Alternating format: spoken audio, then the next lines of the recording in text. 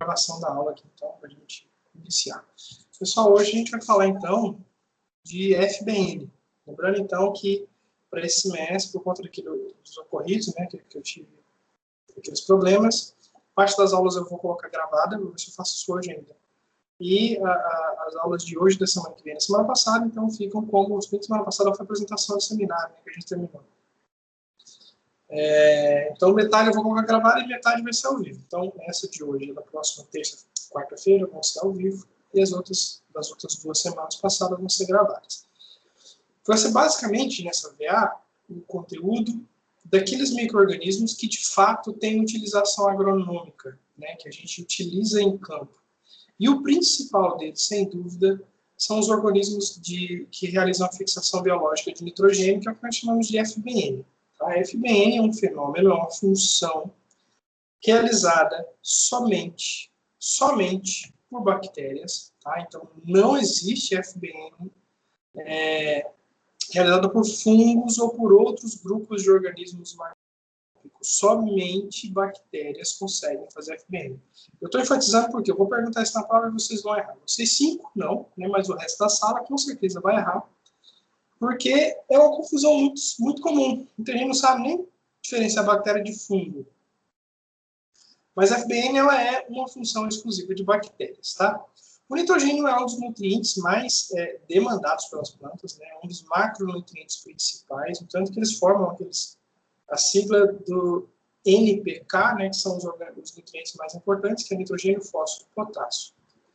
Então, o nitrogênio é um nutriente importantíssimo no fluxo e no ciclo da planta.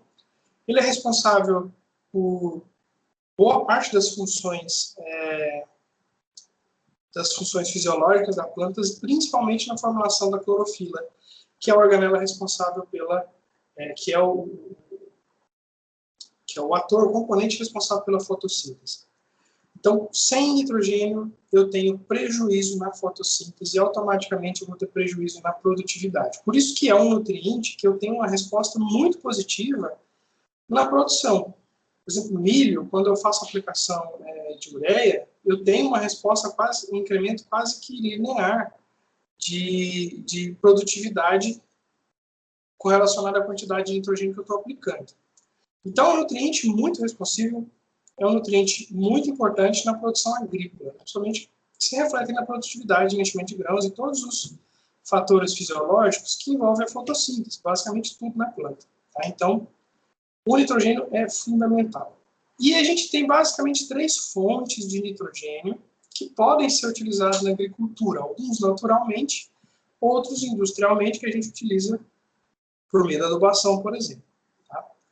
O nitrogênio, ele é um nutriente que tem a molécula de nitrogênio, é uma molécula muito comum, né? Ela tem até em quantidades muito grandes na natureza. O problema é que a forma principal que o nitrogênio se encontra, a planta não consegue absorver, que é na forma de N2 do ar. Né? 70% do ar que a gente respira é nitrogênio, só que é uma ligação muito forte entre desses 2 átomos de nitrogênio, nessa molécula N2, que processos biológicos comuns não conseguem quebrar essa molécula. Por isso que ele fica ali numa forma não absorvível, uma forma inerte. E aí a gente tem na natureza, industrialmente, alternativas de conseguir quebrar essa molécula. Tá? Esse fenômeno de quebra e de transformação do nitrogênio, que está na forma do ar, em nitrogênio absorvível metabolizado, a gente chama de fixação.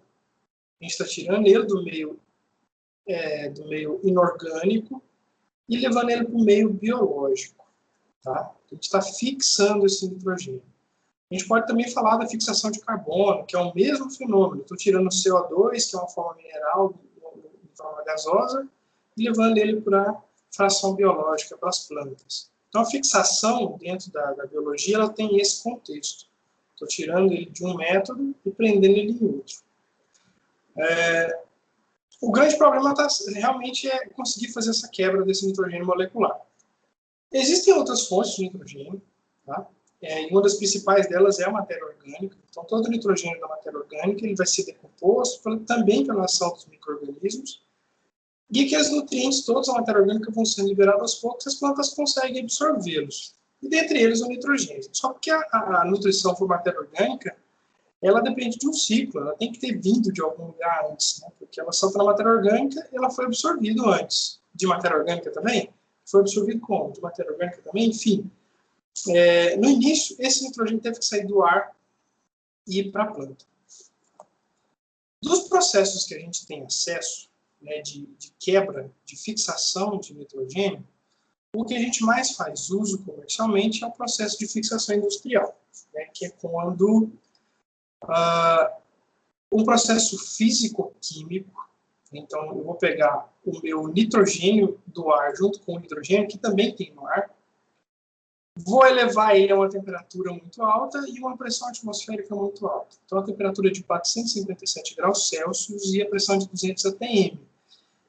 Essa pressão e essa temperatura vai fazer com que esse nitrogênio e esse hidrogênio se quebrem e formem uma molécula de amônio, tá? Que é NH3. Então, 2N2 e 3H2 vão formar 2NH3. Essa forma aqui, o amônio, essa sim a planta consegue absorver. Só que é um processo caro, né? Demanda, primeiro, equipamentos industriais, porque essa pressão e essa temperatura não são fáceis de serem alcançadas, né? E muita energia, né? Principalmente para aquecer. E aí pode ser fonte de petróleo, outras fontes de energia como lenha, enfim. Então, acaba que esse nitrogênio, ele sai ambientalmente caro, tanto do ponto de vista de produção e desgaste de energia, quanto do ponto de vista de custo financeiro mesmo. Tá? É um nutriente caro, por isso que o nitrogênio, a ureia, o nitrato, o sulfato de amônio, todos são os nutrientes mais caros que se utilizam na agricultura, porque o seu processo de fabricação, ele é dispendioso. Um outro método, eu estou pulando aqui, deixando a fixação biológica para o fim, para que a gente possa falar depois da biológica. Tá? Um outro método que acontece na natureza, só que esse a gente não tem controle nenhum, é a fixação atmosférica. Toda vez que eu tenho descarga elétrica, raios, né, relâmpagos, essa descarga elétrica vai cair, né, e isso vai passar pelo ar e vai causar quebra de milhares de moléculas de nitrogênio. Então, a descarga elétrica, ela quebra o nitrogênio do ar e o nitrogênio automaticamente se liga ao hidrogênio que tem no ar e forma amônio. Então, eu vou ter uma chuva rica em nitrogênio. E é muito, cerca de 30 milhões de toneladas por ano são fixadas dessa maneira. Então, em nível de campo, quando eu tenho uma chuva que teve muito raios e trovões, isso é interessante. Essa chuva vai estar fertilizando o solo com nitrogênio. Tá? Em condições naturais, boa parte do nitrogênio que vai para as plantas, ela acontece através desse método, certo? Só porque é um método que a gente não tem controle. A gente mal consegue saber quando vai chover. Quem dirá controlar a chuva e controlar descargas elétricas? Talvez os chineses consigam. Tá? Eu sei que teve uma máquina lá que eles falou que eles conseguiam interromper a chuva, que eles fizeram isso na época da Olimpíada de Pequim, mas eu não sei o quanto isso é lenda urbana e o quanto disso é verdade. E aí, esses dois principais métodos que a gente tem, né, a fixação industrial e a fixação atmosférica, a gente basicamente consegue trabalhar só com a industrial. Até que surgiu uma brasileira, que ela é digna de um prêmio Nobel, que é a famosa e conhecida Joana do Berainer, que é uma brasileira, trabalhou na Embrapa Agrobiologia durante sua vida toda, até a morte, e ela descobriu organismos do solo que tinham a mesma capacidade que uma descarga elétrica tinha, que é quebrar essa ligação tripla e formar amônio. E a planta conseguia absorver. Então, basicamente, esses organismos, essas bactérias, somente bactérias, gente, elas conseguem quebrar essa molécula de N2 e disponibilizar o nitrogênio para a planta totalmente de graça. Tá? De graça não, tem um custo para a planta, mas está no custo de produção dela. Tá? Vai sair de graça para o produtor. E o que todas essas bactérias que conseguem fazer essa fixação biológica de nitrogênio têm em comum é uma enzima. Tá? Enzima, não sei se vocês lembram lá da disciplina de bioquímica, são moléculas orgânicas catalisadoras naturais. O que é um catalisador? Um catalisador é um tipo de molécula que acelera uma reação química sem interferir nela, certo? Ou seja, ela auxilia a formação por exemplo, do N2 em NH3, sem necessariamente fazer parte dela.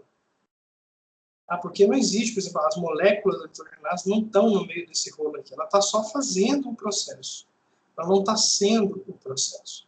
Então, ela é um catalisador biológico. Normalmente, os catalisadores são químicos, enfim. Essa nitrogenase, então,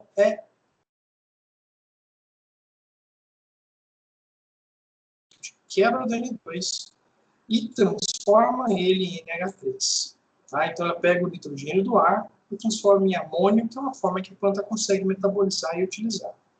Então, essa enzima que é pela economia de milhões de dólares todos os anos na produção agrícola, é o que faz nossa soja ser extremamente competitiva no mercado financeiro, porque ela é mais barata de ser produzida por conta da tecnologia de FBN, enquanto, por exemplo, o maior competidor de produção de soja no mundo é os Estados Unidos, e eles fazem utilização de adubação nitrogenada. Então, a soja dele, naturalmente, é mais cara. Para conseguir competir com o Brasil, o lucro deles é menor, tá? Porque, como é uma commodity, o preço é o mesmo. No Brasil, é isso. Só que o nosso custo é menor. Então, a gente acaba lucrando mais. E, ultimamente, o preço da soja está incrivelmente atrativo.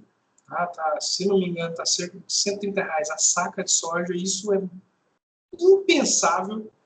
Ano passado, quando vendeu bem, vendeu a 70, tá? Quase o dobro da saca de soja, e o custo de produção se mantém o mesmo. Então, o agricultor está nadando em dinheiro, e se tem uma época boa para você estar formando agora em agronomia, é essa, porque o agro está bombando. Não acredita nessa galera que abraça a árvore e fala que o agro é tóxico, o agro é porra nenhuma. Agro é o que vai tirar o Brasil da merda, por mais que tenha gente poderosa tentando puxar ele para baixo, né? Nosso governante, principalmente. Está querendo afundar o Brasil na merda, mas o agro está puxando ele para cima. O PIB brasileiro, que é o produto interno, a quantidade de riquezas que o Brasil conseguiu, só se manteve positivo por conta do agronegócio. Tá? Então, vocês escolheram a profissão certa na hora certa, porque daqui a uns anos vai ter muita gente ferrada, mas quem está mexendo com agro vai estar bem, tá? Vai conseguir passar essa fase ruim, porque vai passar, toda fase ruim passa. E quando a fase ruim passar, então é aí que a gente vai nadar de braçada. Tá? Então, parabéns pela escolha de vocês, e eu estou pensando até em largar a sala de aula para poder ir trabalhar, ganhar dinheiro, como tem alguns professores nossos que tiveram a oportunidade e fizeram. Não estão errados, não, estão certo. Por enquanto, estão aí. Então, gente, essas bactérias, elas, por conta dessa enzima, por que eu estou focando nessa enzima? Porque é importantíssimo a gente entender como é que ela funciona, porque ela é o principal benefício e ela é o principal problema da fixação biológica de nitrogênio. Por quê? Porque ela é uma enzima extremamente sensível. Ela se quebra muito fácil, ela estraga muito fácil, e aí já era a minha FBN e eu não consigo mais fixar. Então, eu tenho bactérias de diversos gêneros, mas sempre bactérias, tá? Rhizóbio, Bradyrhizóbio, Azorhizóbio, Azospirillum, bacilos, e eu tenho inúmeros gêneros de bactérias que fazem a fixação biológica de nitrogênio. Tá? Então, aqui eu tenho um paralelo entre a FBN e o processo industrial, a utilização de adubo. Tá? Então, o adubo é um processo caro, a FBN ela é um recurso natural e gratuito. Os fertilizantes nitrogenados, né, o ureia e sulfato de amônio, eles são tóxicos, né, boa parte dos nitratos, eles podem, inclusive, por lençol freático, contaminar, e são cancerígenos, são um problema ambiental e social muito grande. Já a FBN não gera resíduo, porque a bactéria ela vai produzir o nitrogênio na quantidade que a planta precisar. E na época que a planta precisar. Isso é interessante, porque, por exemplo, a adubação nitrogenada, eu acabo colocando no plantio todo o nitrogênio que eu entendo que a planta precisa o ciclo inteiro. E eu disponibilizar tudo no início, faz com que eu perca muito nutriente por lixiviação, por percolação, por sublimação, enfim, inúmeras maneiras, até por imobilização, né, outras plantas e organismos vão lá consumir aquele nitrogênio que está ali para a planta, para a cultura, né? Então, eu tenho várias perdas quando eu coloco todo o nitrogênio. Tanto que, para algumas culturas, eu até parcelo a adubação nitrogenada, para não colocar tudo de uma vez. Eu coloco um pouco no plantio, um pouco lá, um pouco antes do florescimento, que são as demandas, as épocas que a planta mais demanda nitrogênio. Já a FBN, não. Eu não vou ter prejuízo, porque a planta precisou de A com 10 dias, ela vai ter. Ela precisou de 2A com 15, ela vai ter. Ela precisou de 3A com 30 dias, ela vai ter. Tá? E não tem perigo de eu errar na aplicação, de perder o prazo, enfim. É um método muito interessante. Ele consome 2%, mais ou menos, da energia da planta, mas isso não tem reflexo na produção. Aliás, até costuma melhorar a produtividade, porque mesmo ele consumindo da energia da planta, ele vai estar fornecendo nitrogênio para a planta numa época, numa quantidade que talvez no adubo não estaria. Se eu apliquei tudo no plantio, pode ser que lá próximo do florescimento, do enchimento de grãos, já falte nitrogênio, e essa falta vai acarretar, vai resultar numa perda de produtividade. Com a FBN não vai ter falta, porque a bactéria vai estar ali o tempo todo, precisou, ela fixou. Né? 65% do nitrogênio do mundo, ele vem da FBN. Né? E o nitrogênio, inclusive, que a gente consome, porque o nitrogênio não é interessante só para a planta. Para todos os animais que se alimentam das plantas também, e para os animais que se alimentam desses animais. Então, porque faz parte do ciclo. Tá? Então, o nitrogênio que está nas suas bases nitrogenadas, no seu DNA, cerca de 65% dele veio da fixação biológica de nitrogênio. Se você se alimentou de proteína, se se alimentou de algum lugar que veio de uma fonte que teve auxílio de bactérias. Tá? O que Joana Dobereiner fez, aquela pesquisadora brasileira? Ela descobriu e selecionou bactérias super eficientes. As bactérias fixadoras sempre existiram. O que ela fez foi descobrir uma espécie super eficiente que conseguia dar tudo o que a planta precisa de nitrogênio sem a gente precisar adubar. Então a gente faz isso com soja, a gente faz isso com a maioria das leguminosas. As gramíneas, o processo, a pesquisa ainda está andando, mas as bactérias que já existem conseguem garantir, por exemplo, de 50% a 70% do fornecimento de nitrogênio que a planta precisa. Tá? Então é um sistema extremamente barato.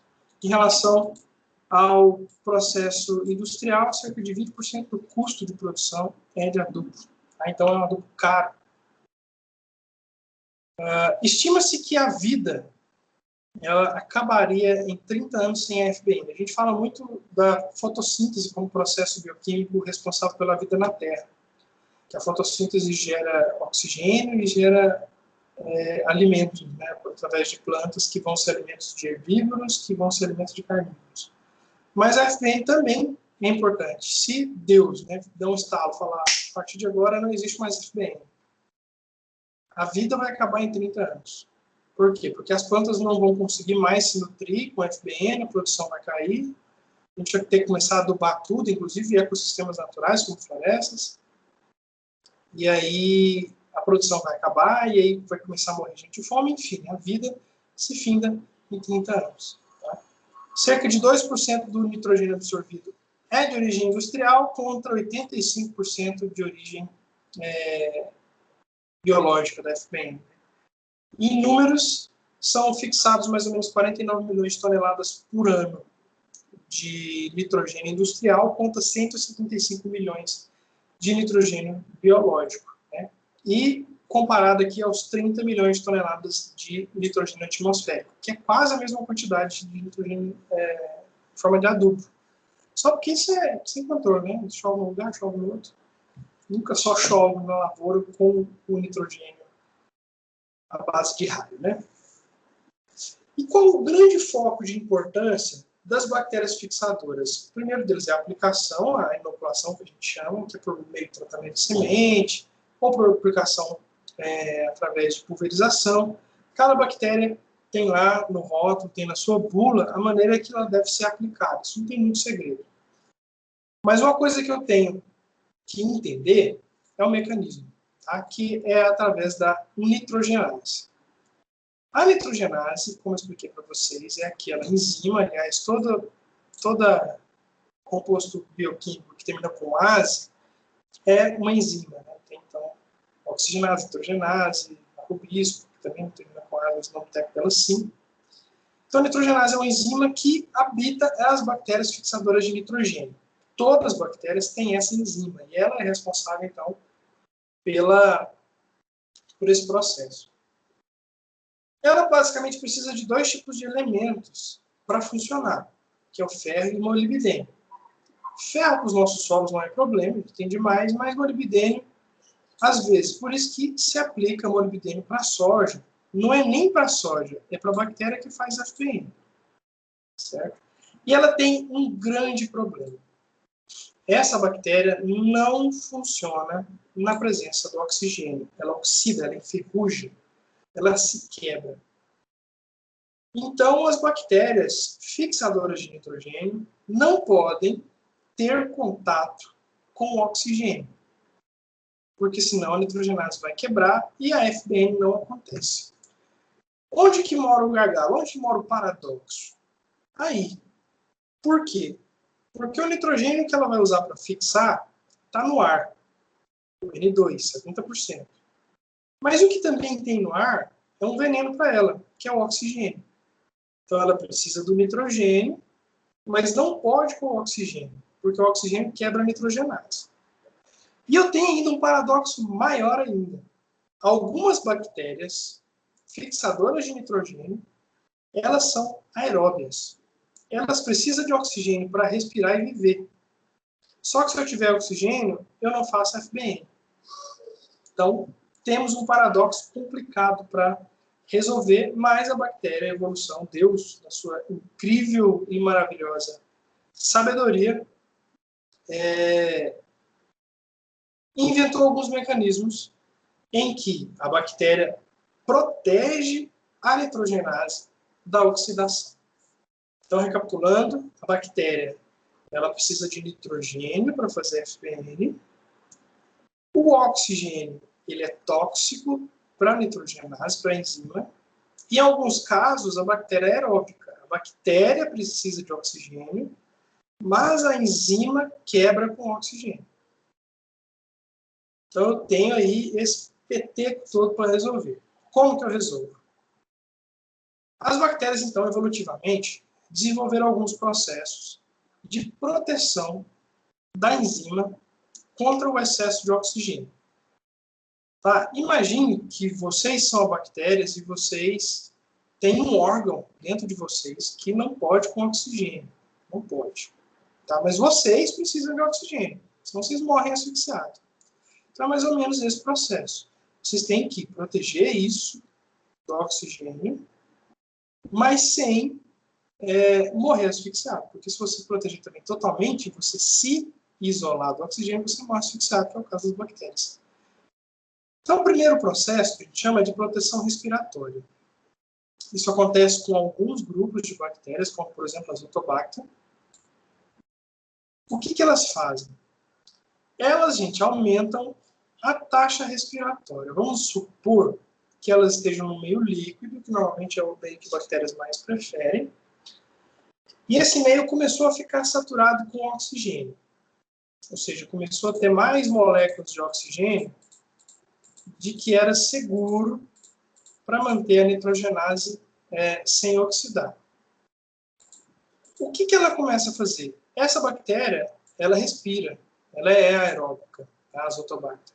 Então ela começa a aumentar a respiração para consumir todo o oxigênio que tem aqui extra e assim não deixar que ele entre em contato com a enzima. Então ela começa a ficar ofegante.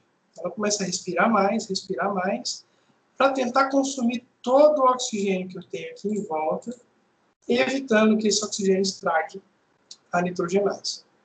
Então, o aumento da taxa respiratória é o primeiro dos processos de proteção da nitrogenase. Ela começa a respirar mais para consumir esse excesso de oxigênio, protegendo a nitrogenase. Então, esse é um caso que bactéria é aeróbica e precisa de oxigênio para viver, mas ela também é fixadora de nitrogênio, cuja nitrogenase ela é problemática para a bactéria. O oxigênio é problemático para a nitrogenase. Então, o primeiro processo, ela respira todo o excesso de oxigênio que tem, para evitar que a bactéria, para evitar que a enzima se quebre, tá? Oxide. O segundo processo, o segundo tipo de proteção, que algumas bactérias, inclusive do mesmo gênero, Azotobacter, desenvolveram. Aliás, gente, lembrando que esse processo, ao todo são 6, mais de um pode ser realizado pela bactéria. Se ela tenta um, não deu, ela tenta outro processo, não deu, ela faz de tudo para evitar que a nitrogenase entre em contato ali com o oxigênio. Então, o segundo processo é a proteção conformacional.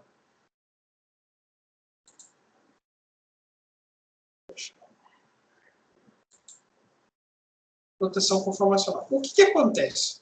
Vou dar um exemplo aqui que já deve ter acontecido com vocês. O celular caiu no vaso, caiu na água, caiu no rio. O que você corre e faz? Você pega ele, tira de lá e tenta secar, né? Bota secador, coloca ele junto com uma panela de arroz. E depois que você tem certeza que ele está seco, é que você vai lá e liga ele. Em alguns casos, se você puder arrancar a bateria, você até arranca a bateria. Por quê? Se você ligar ele molhado, ele queima. Mas se ele estiver molhado enquanto está desligado, nada acontece. Se você secar ele, às vezes fica um dano ao outro, mas você consegue, às vezes, até recuperar o celular. O que acontece, então, por que eu dei esse exemplo? Porque a bactéria faz algo parecido. Vamos supor que ela esteja lá num local onde eu tenha muito oxigênio. Ela começa, então, a aumentar a respiração para consumir o excesso. Só que isso não está sendo suficiente. A quantidade de oxigênio que eu tenho é tanta que a capacidade respiratória da bactéria não está sendo suficiente para consumir todo o excesso. Eu ainda estou tendo muito oxigênio saturado e ele pode estar ali próximo de quebrar a minha nitrogenase. O que ela vai e faz? Ela desliga a nitrogenase. Existe um processo químico que a gente chama de isômero, né? Que eu até costumo desenhar para os alunos no quadro. Tem essa molécula química aqui, ó, que é o quê? O H2O. Duas moléculas de H e uma de O, que é a água. E eu tenho essa molécula química que também é H2O. Só que, nesse formato, ela tem um comportamento elétrico polar. Positivo e negativo. E nesse formato ela é neutra. Ou seja, é a mesma molécula química, H2O, só que está com um comportamento químico diferente. Aqui ela vai ter reações químicas eletrostáticas, aqui não. Tá? Isso aqui é um isômero, os dois são H2O, só porque elas têm comportamento químico diferente. O que acontece com a proteção conformacional? A bactéria vai lá e muda algum lugar, algum átomozinho da nitrogenase, muda de lugar, ela continua sendo a mesma nitrogenase, as mesmas moléculas.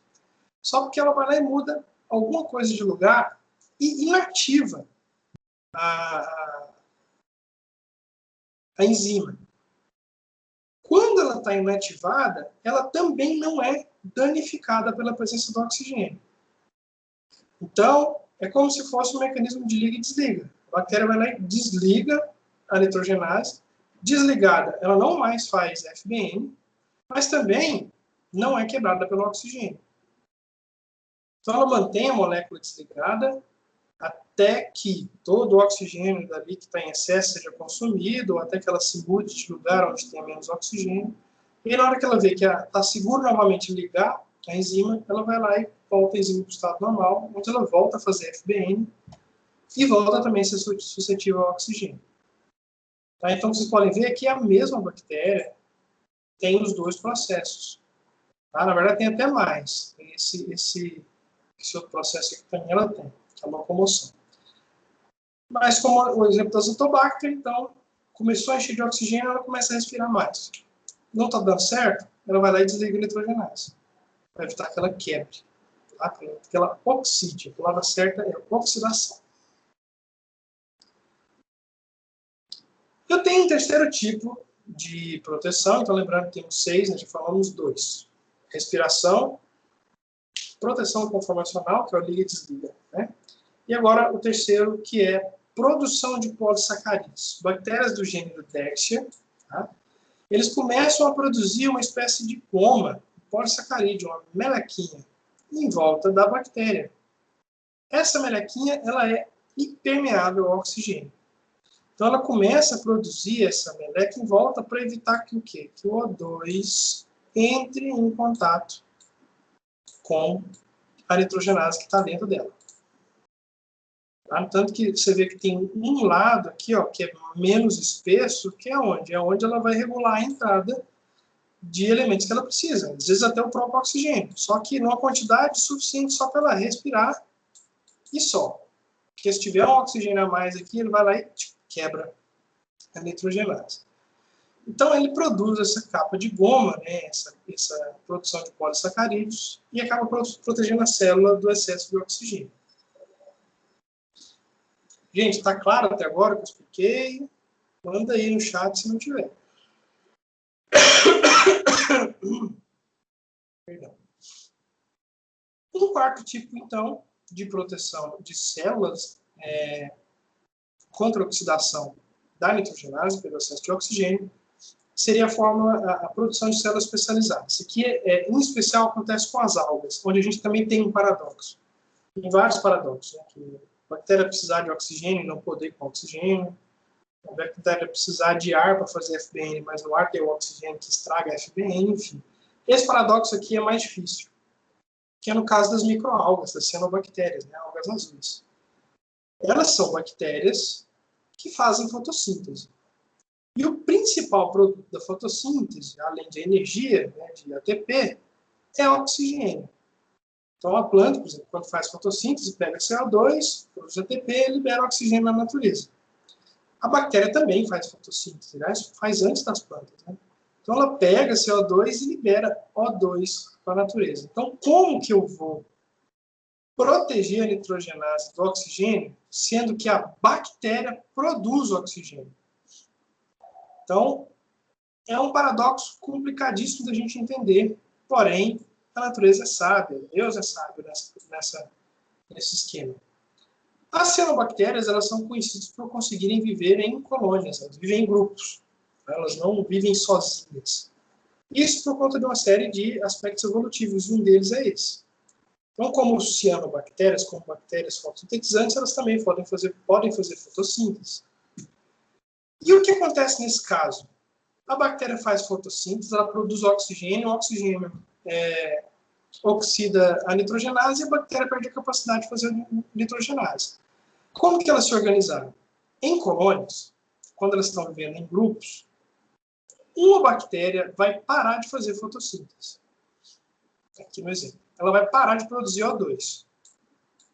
Ela vai produzir só nitrogênio, tá? Que é o nome dela, heterocisto.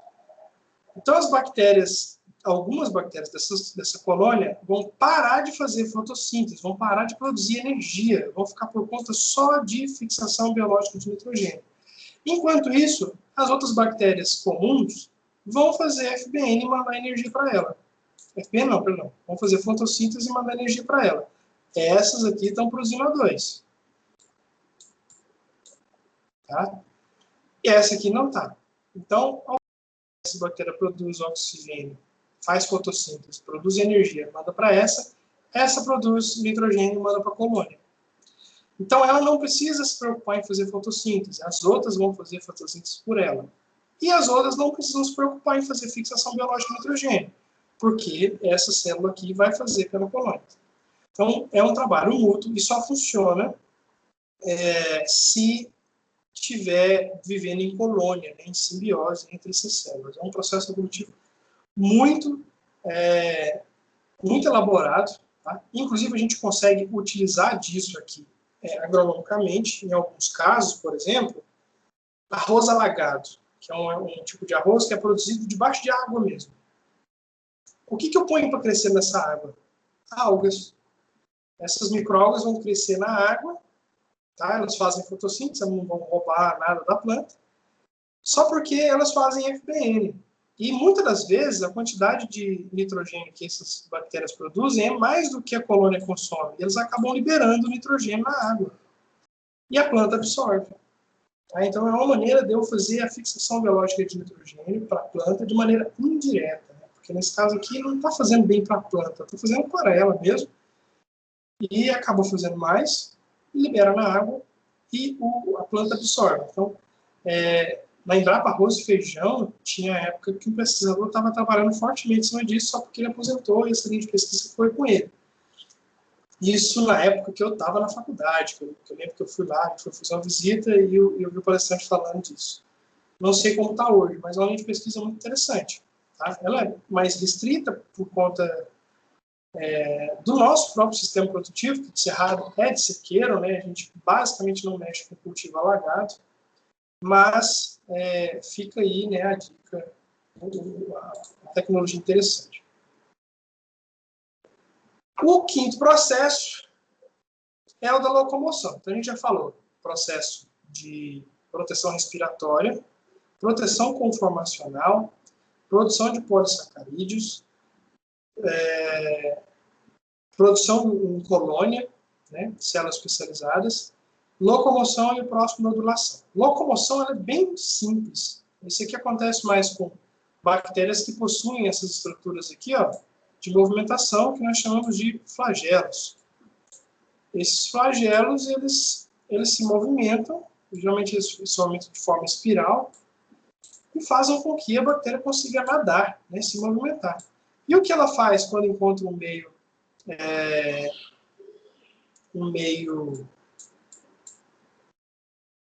saturado de oxigênio é nadar para longe dele. Ela se afasta, ou vai mais para o fundo, ou vai para algum lugar, e acaba fugindo das concentrações mais altas de oxigênio. Então, um meio muito simples de entender isso aqui. Tá? E, por final, o método mais evolutivo e mais complexo, e é aquele que a gente mais tem utilizado na agricultura, tá? Por conta dos principais organismos que são eficientes na produção de nitrogênio biológico, que são o risóbio. Tá? Aqui eu escrevi risóbio e meu coisa corrigiu para risódio, é risóbio, que é a formação de nódulos. Eu tenho um processo evolutivo na formação de fixação biológica de nitrogênio em leguminosas, tá? E também em parasitônia, que é uma espécie dessa plantinha aqui, só porque ela não tem importância agronômica, a gente quase não vê. Que é a formação de nódulos. Então, quando a gente tira um pé de soja do solo, está cheio de carocinho. Tem até uma foto aqui antes. Aqui, ó, né? Cheio desses carocinhos. Esses carocinhos são nódulos. E dentro de cada um desses nódulos eu tenho uma bactéria. Tá? Esses nódulos são formados por bactérias do gênero Rhizóbio. É o principal gênero que forma esses nódulos e eles fazem associação simbiótica restrita com leguminosas. Então, eu não consigo aplicar Rhizóbio em cana, não consigo aplicar Rhizóbio em milho, tá? O que é uma pena, porque eles são 100% eficientes na nutrição. Eles são só para leguminosas. Para a soja, por exemplo, é 100% eficiente e usual. Hoje em dia, se a gente vê alguém aplicando nitrogênio em soja, é maluco, é doido, porque é um gasto de dinheiro desnecessário, não precisa. E vocês como técnicos, né, como agrônomos, não podem ver isso e ficar quietos. Tá? Então, se você descobrir um agricultor que está produzindo soja no Brasil, aplicando nitrogênio, ureia, é a hora que você ganha dinheiro. Chega lá e fala o seguinte, eu consigo reduzir o seu custo zero de adubo, e se eu conseguir fazer isso e manter sua produção ou até aumentar, eu quero que você me pague metade do que você gastava com nitrogênio. E aí pronto. Vai nadar de braçada. E como é que funciona esse sistema de proteção? O risóbio é um sistema de proteção, o nódulo é um sistema de proteção contra o oxigênio. Lá no nódulo, lá no carocinho, eu tenho algumas camadas. Tá? Lá no centro dele, eu tenho a bactéria, que está envolto as células esponjosas vegetais. Nessas células esponjosas, tipo como se fosse uma esponja mesmo, eu tenho uma substância que nós chamamos de leg-hemoglobina. É uma substância muito parecida com a nossa hemoglobina do sangue, por isso que ela recebe esse nome. O leg é porque é de leguminosa. Essa leg-hemoglobina tem uma função de carreamento. Como no sangue, por exemplo, a hemoglobina, o nosso sangue, é responsável por levar oxigênio para os órgãos. Então a gente respira, o sangue passa pelo pulmão, deixa o CO2, pega o oxigênio. O que deixa o CO2 e pega o oxigênio? A hemoglobina. E essa hemoglobina do sangue vai levar o sangue aos nossos órgãos, vai levar o oxigênio aos nossos órgãos. Então, a função da hemoglobina é pegar o oxigênio de um lado e levar para o outro. Certo? O que acontece, então? Essa hemoglobina, ela vai fazer essa mesma função. Ela vem aqui fora, ela pega o oxigênio do ar, ela leva até o centro para a bactéria consumir o oxigênio na quantidade que ela precisa. Enquanto o oxigênio está ligado à hemoglobina, ele não oxida a nitrogenase. E a bactéria vai lá e pega dele só o que ela precisa, na quantidade que ela precisa. Ou seja, ela está rodeada de oxigênio, mas está segura. Esse oxigênio não vai quebrar a nitrogenase. Por isso que a nitrogenase dela é tão eficiente, consegue trabalhar muito. Tá? Como é que esse processo começa? A bactéria, primeiro, ela vai infectar a raiz, tá? Ela vai entrar na raiz, por exemplo. Como é que isso vai acontecer? Primeiro, a planta tem que estar submetida ao estresse de nitrogênio. Planta adubada não precisa de ajuda. A gente já falou isso aqui muitas vezes, vamos repetir. Então, se uma planta está sem nitrogênio, é que ela vai precisar de ajuda da bactéria. Então, a primeira coisa é que eu não posso adubar nitrogênio. Por que se eu colocar um pouquinho de nitrogênio que seja em soja, eu cago tudo? Por quê? Porque a planta vai achar nitrogênio no solo, ela vai ver que tem nitrogênio disponível, ela não vai fazer associação com a bactéria. A bactéria está lá, pronta para ajudar, mas ela não vai precisar de ajuda por quê? Porque ela já tem nitrogênio no solo. É mais barato para ela pegar pronto do que pegar com a bactéria. Acontece que o pouquinho que eu coloquei logo acaba. E aí a planta vai começar a precisar de nitrogênio, e aí é que ela vai pedir ajuda para a bactéria. Às vezes esse atraso vai ter reflexo lá na produção. Então o primeiro passo é a bactéria, a planta, está sob estresse de nitrogênio. Ela precisa estar sem nitrogênio. Tem uma pergunta que vai cair na prova, que é qual processo, ou qual situação ambiental proporciona a colonização de bactérias em plantas. A situação é estresse. Tá? Muita gente tem mania de responder, a planta tem que estar bem, tem que estar com nutriente, água, luz. Não. Tudo que está bom para ela não precisa de ajuda. Ela tem que estar estressada, lascada, tem que estar sem água, tem que estar sem nutriente. Então, no caso do FBN, sem nitrogênio.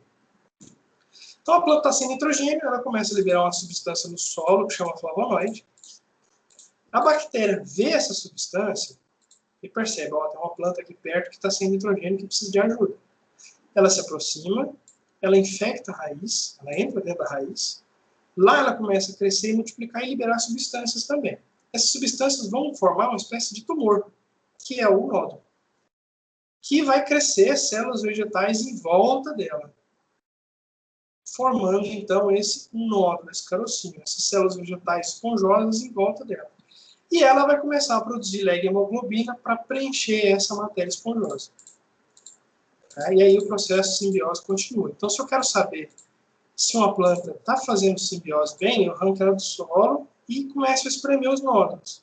Se ele estiver mole, molhadinho e vermelho, é porque ele está funcionando bem. Se ele não estiver vermelho mais, é porque aquele nódulo já morreu, a bactéria já morreu, tá? E não está mais ativo. Então, quanto mais nódulos ativos, mais essa planta está sendo nutrida pela bactéria, pelo nitrogênio. Então, esse processo aqui é mais evolutivo, tá? Mas ele é estrito à planta dessas duas famílias, leguminosas e paraspônia. Então, tem uma diversidade muito grande de fixadores. Né? Como eu expliquei para vocês, são só bactérias, mas dentro das bactérias, eu ainda tenho diversos tipos. Né? Eu tenho 40 gêneros de bactérias, de modo geral. 24 gêneros de metanogênicas, né, que são bactérias que ainda produzem metano. 6 gêneros de arqueias, né, que são aquelas bactérias que a gente viu lá na primeira aula, totalmente arcaicas, né?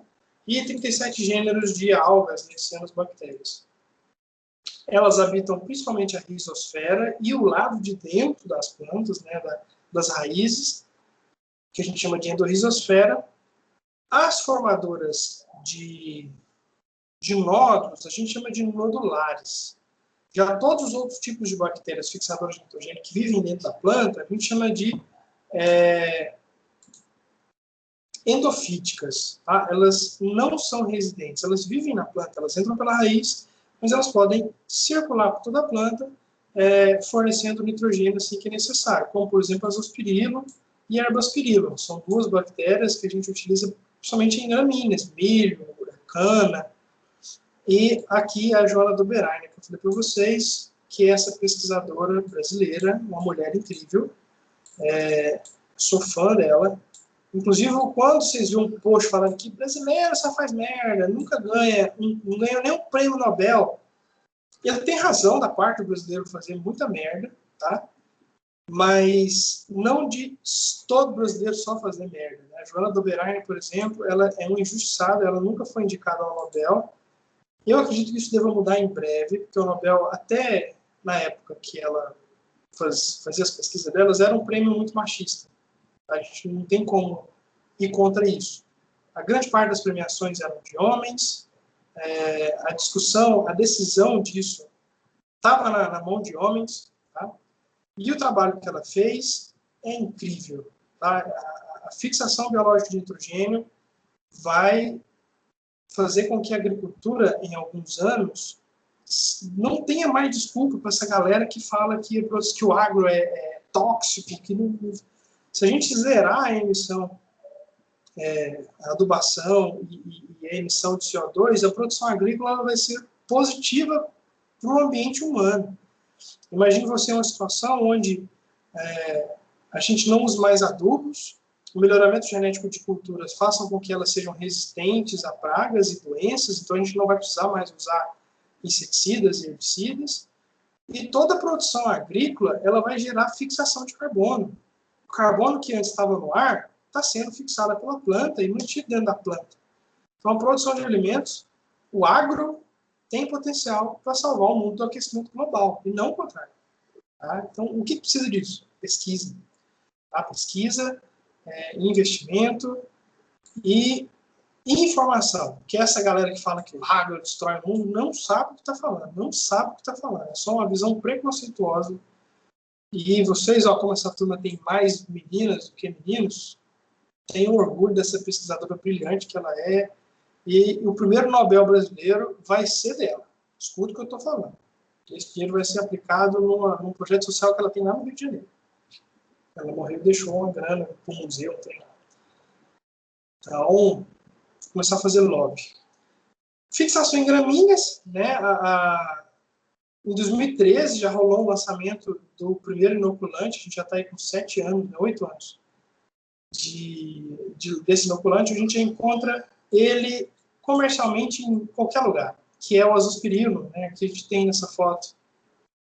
Uma cana que sofreu a aplicação e outra cana que não sofreu. Então, isso aqui, ó, mais massa foliar é mais fotossíntese é mais açúcar, é mais produtividade. Então, eu tenho aumento na produção de açúcar de cana com utilização de bactéria e não utilização de adubação. Então, é isso que eu estou querendo dizer. Eu estou aplicando um produto sem custo e estou aumentando a produção. Então, eu estou ganhando dinheiro de 2 maneiras. Diminuindo o custo de produção e aumentando a produtividade. Tá? Isso aqui eu já expliquei, né? Oxigênio e tudo mais. Esse aqui é mais uma curiosidade, tá? Não vou cobrar na prova, mas é que eu tenho, em alguns casos, actinomicetos, né? Que são bactérias que formam filamentos, parecem com fungos. E como bactérias, eles também fazem fotossíntese. E eles são fotossíntese, perdão, FBN. E eles fazem outros milhares de processos promotores de crescimento de planta. Por exemplo, eles atacam doenças, eles são solubilizador de fosfato, eles são bem bem versáteis nesse sentido, né? Então, a tendência é que, futuramente, a gente comece a trabalhar com actinomicetos para FBN. Então, a gente vai fazer tive uma doença com a planta. Aí eu vou lá e aplico isso aqui, ó, actinomicetos, ele vai lá, ataca a doença e nutre a planta com nitrogênio. Então, e é isso aí vai tirando o argumento da galera que abraça a árvore e fala mal do agro. Tá? Então, a gente tem aí muito por onde andar na pesquisa ainda ao se tratar de micro-organismos. Certo? Aqui, gente, esse videozinho mostra um pouquinho... Vocês estão ouvindo o áudio? O áudio não. Peraí, então. Tem a opção aqui de...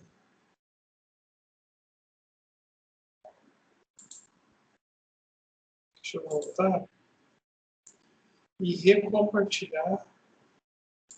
Eu só não sei como que eu compartilho aqui. Opção de compartilhamento de tela.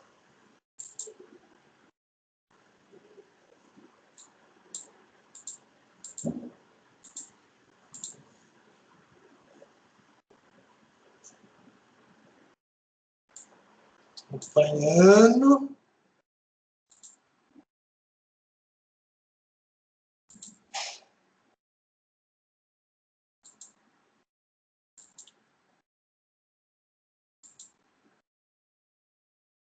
Tá aparecendo o áudio agora?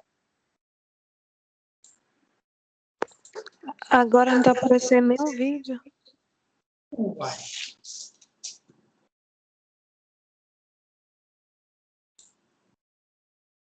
Ah, tá. Compartilhar a tela.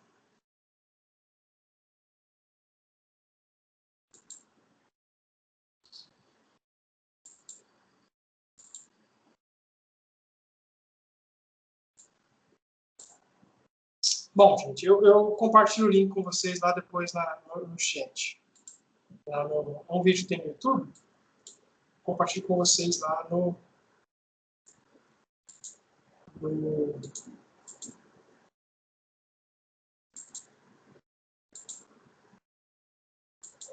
WhatsApp, né?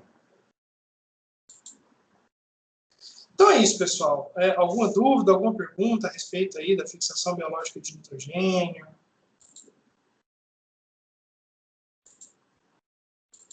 Tem alguém aí? Como é que faz essa questão dos nódulos na soja? A gente vai aplicar a bactéria Rhizóbio? Como é que é? Isso, Ou é natural? a aplicação da bactéria em culturas, cada bactéria tem um tipo de aplicação. Né? O mais comum é através de turfas.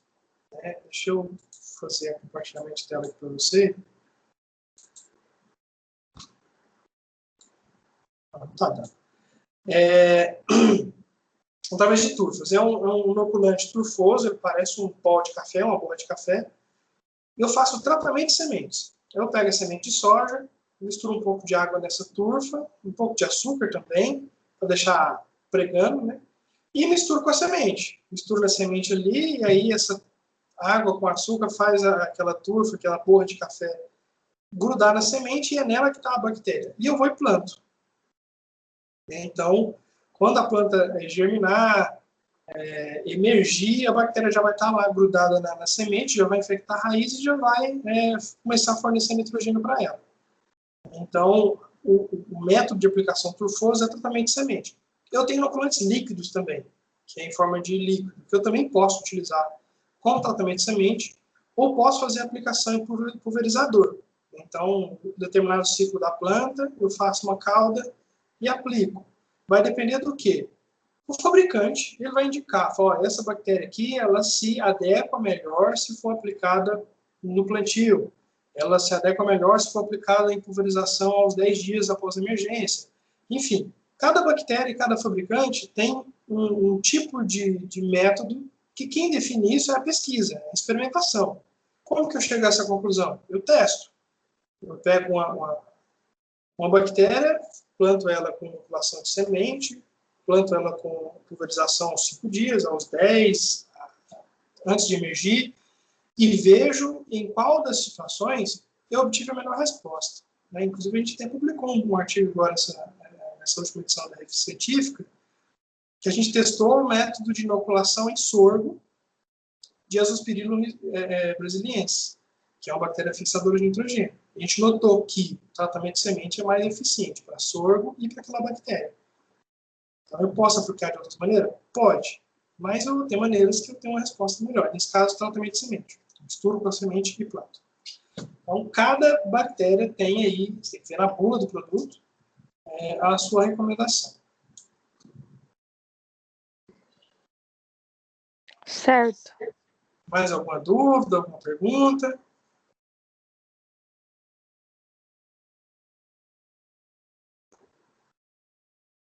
Creio que não, né?